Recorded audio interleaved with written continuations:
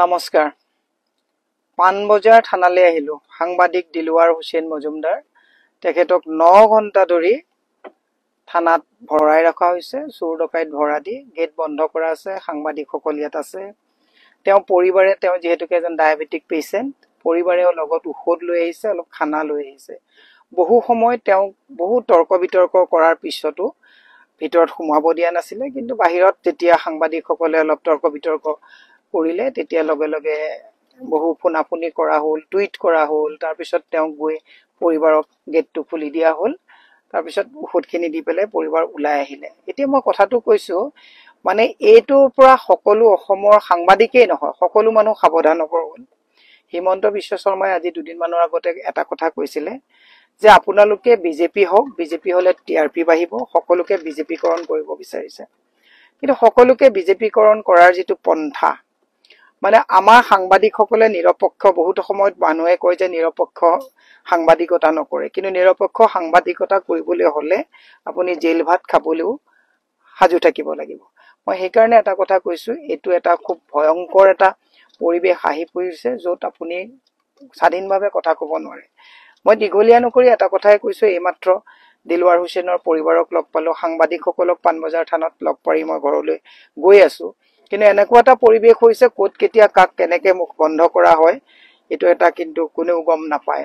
মই সেইকাৰণে মাননীয় মুখ্যমন্ত্ৰী মহোদয়ক কৈছো, ভালকে কাম কৰক, ৰিপৰ্ট কাৰ্ড দেখুৱাওক। অসমৰ ৰাইজে আপোনাক চিফ মিনিষ্টাৰ বনাইছে, আকৌ বনাব।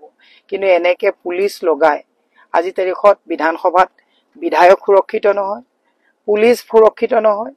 জোনমণি ৰাভাৰ কথা বাৰু নকওঁৱেই, সিদিনাখন চামগুৰিতো পুলিচ গুৰলাগুৰলকে পিটন খাইছে।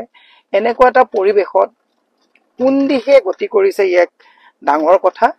মই সাংবাদিক যিসকল আছে সকলোকে কৈছো যে নিৰপেক্ষভাৱে আপোনালোকে যি সাংবাদিকতাৰ কাম কৰি গৈছে কৰি যাওক। ভাল দিন আকৌ আহিব। চেপা উত্তেজনা আৰু ভয় ভীতিৰে সদায় মানুহক আবদ্ধ কৰি ৰাখিব নোৱাৰে। একচুৱেলি সেইকাৰণে আমি আজি এই বিষয়টোক যে কি ধাৰা লগাই বা কাইলে সেইটোও আমি গম নাপাওঁ, কিন্তু এজন চোৰ ডকাইতক ৰখা দি এজন সাংবাদিকক যেনেকে ৰাখিছে, ই একচুৱেলি গণতন্ত্ৰৰ কাৰণে শুভ সংকেত নহয়। গতিকে সকলোকে এটা কথা কৈছো, ৰাজনৈতিকভাৱে সামাজিকভাৱে দায়বদ্ধতা ৰাখি সকলো সজাগ হবৰ সময় সমাগত। নহলে কিন্তু সকলোকে মুখ বন্ধ কৰি কেৱল আৰু কেৱল বিজেপিয়ে নিজৰ ইচ্ছামতে কাম কৰিব, বাকী কোনেও যাতে মাত মাতিব নোৱাৰে। তেওঁলোকে এইটো এটা এক্সাম্পল তেওঁলোকে ছেট কৰিছে যে চা আজি দিলৱাৰক ৰাখিছো। যেনেকে মুখ্যমন্ত্ৰীয়ে, মই দীঘলীয়া নকৰি এটাই শেষত কথা কব বিচাৰিছো, ইমান দিনে মুখ্যমন্ত্ৰীক প্ৰশ্ন কৰিলে মুখ্যমন্ত্ৰীয়ে কয় তোৰ মালিকক কৈ দিম তই কোনটো চেনেলত কাম কৰ। আজিও চাগে হয়তো দিলৱাৰ হুছেইন মজুমদাৰ হোৱাৰ কাৰণে আৰু বেছি তেওঁক মানে যেনেকে কালি বিধানসভাত কলে চোৰ ডকাইত কিছুমান বিধানসভালৈ আহিছে, দিলৱাৰ হুছেইনৰ ক্ষেত্ৰতো চাগে তেনেকুৱাই হবলৈ গৈছে। গতিকে মই মাননীয় মুখ্যমন্ত্ৰীক বিনম্ৰভাৱে অনুৰোধ জনাইছো যে সকলো মিলিজুলি থাকক, অসমখন সকলো মিলিজুলি থকা। সাংবাদিকসকলো আগতে হিতেশ্বৰ শইকীয়া ডাঙৰীয়াৰ দিনত দেখিছো, তৰুণ গগৈ ডাঙৰীয়াৰ দিনত দেখিছো। বেয়াকৈ যদি সাংবাদিকে কেতিয়াবা যদি কটাক্ষ কৰিছে, সেইজন সাংবাদিকক তেওঁলোকে মাতি নি পেলাই কৈছিলে যে ভুল হলে দেখাই দিব।